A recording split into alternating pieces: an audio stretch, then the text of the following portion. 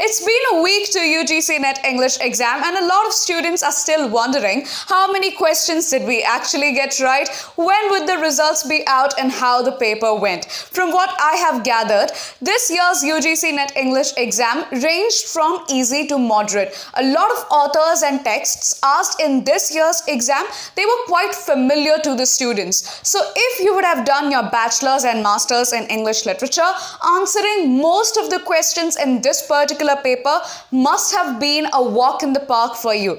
But here's the catch. There were a few unexpected areas from which the questions were asked in this year's UGC NET English exam. In this video, I'll break down these unexpected areas and tricky questions so that the next time when you come across such similar questions, you'll be prepared. So let's dive in and arm you with knowledge to help you tackle the unexpected head on.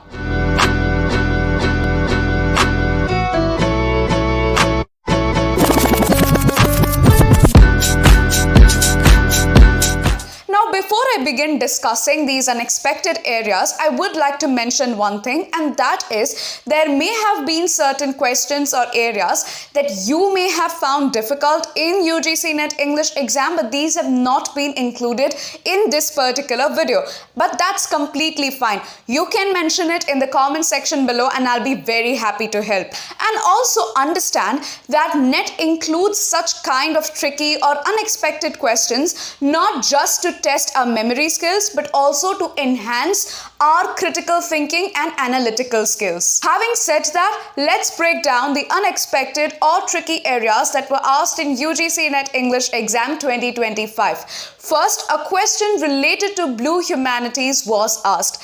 Now, as far as I know and as far as I have studied the past papers, this was the first time that a question related to blue humanities was asked. I don't think that any UGC NET English paper has a question related to this particular area. It is an unexpected area because blue humanities is a growing area of research. It is a contemporary area in literature because it takes into consideration the relationships between humans and oceans.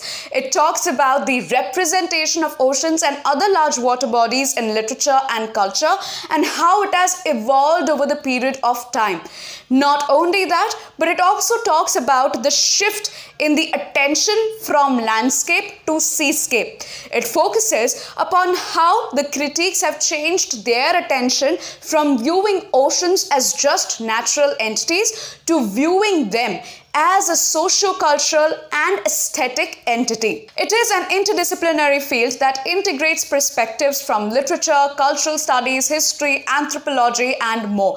Over the years, this field has started growing academic interest, and not just that, the inclusion of it in UGC NET English exam is a testament to the growing academic interest. Understanding it will provide you deeper insights in the field of maritime literature and nautical literature. If you want to know more about blue humanities, then you can check out my video on it. In that video, I have explored the origins, features, history, evolution of this field, and not just that, but I've also talked about who coined the phrase, when, where, and the current relevance of the field. So if you're thinking to pursue your PhD, or if you are preparing for your UGC NET English exam, or if you're simply just passionate about English literature, then that video would be of great help to you. The second unexpected, or rather I would say a tricky area from which questions were asked related to UGC NET English exam in 2025 was Australian Aboriginal literature. Now for those who have already given your NET in 2024, it may not be so unexpected for you because a few questions related to Australian Aboriginal literature were asked in 2024 and now they are asked again in 2025. This is a very significant thing to understand about NET. This means that NET is expanding its scope to include questions not just related to British English literature, Indian English literature, or for that matter, American literature. It now has questions related to Australian Aboriginal Aboriginal literature, Latin American literature, and more. Speaking of Australian Aboriginal literature, it is extremely important from UGC NET point of view because it takes into consideration indigenous cultures, indigenous histories, oral forms of storytelling, and advocates for social justice. One of the most important Australian Aboriginal writers is Oodgeroo Noonuccal. She is considered to be the most celebrated poet and a political activist who published her first poetry collection We Are Going in 1964. This work is considered to be the first book ever published by an Aboriginal woman. Now, why such works are important from UGC NET point of view?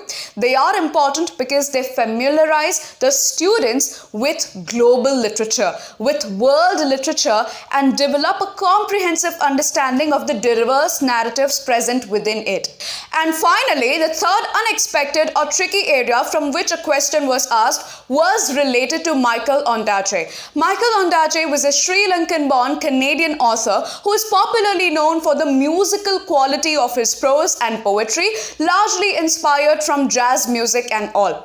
One thing I have noticed, guys, that in recent years, NET is giving a lot of emphasis and importance to writers and authors associated with some or the other form of oral storytelling. For example, I have also heard that a question was asked related to A.K. Ramanujan. Now, a lot of people don't know this, but apart from being a distinguished poet, A.K. Ramanujan is also a very renowned Indian folklorist. He has published a lot on Indian folklore and also published a collection of folktales from India, which is a collection of 100 plus folktales all across India, and they have been translated into English. So make sure that whenever you are preparing for your NET English attempt, you are emphasizing on such writers who are somewhere associated with oral forms of storytelling. Coming back to Ondaatje, some of his most important works include The English Patient, which was set in the Second World War and for which he also received the Booker Prize. And the second one is Anil's Ghost, which was directly set after the Civil War in Sri Lanka. Michael Ondaatje's works are gaining a lot of academic interest because they have thematic depth, literary merit, and they explore the themes of fluidity of memory and identity. These were some of the unexpected or tricky areas that were asked in UGC NET English Exam 2025, covering such topics like Blue Humanities, Australian Aboriginal literature, or for that matter, covering writers like Michael Ondaatje, provides a rich tapestry of themes and narratives that are academically enriching, and not just that, but they are also very culturally significant. So make sure that when you are appearing for your next NET English attempt, you do cover such topics. Apart from these topics, I've also heard that a section related to literary theories was found difficult by the students because this time they did not just ask questions related to the chronology of British English literature, but also the chronology related to the emergence of the literary theories. Now, if you want to understand how the literary theories emerged, in what chronology, that is, which literary theory came first and which literary theory came after that, you know that I'm covering that in my live classes for UGC NET English exam preparation. In these live classes, I am not only dealing with the literary theories and how they came in a chronological fashion, but also simplifying some of the most complex terms in a very simple manner. Not just that, but I'm also talking about the main critiques, main theorists, their works, and the frequently asked questions in UGC NET English exam related to literary theories. Apart from literary theories and criticism, I'm also covering the history of British English literature and Indian English literature in a very detailed and comprehensive manner.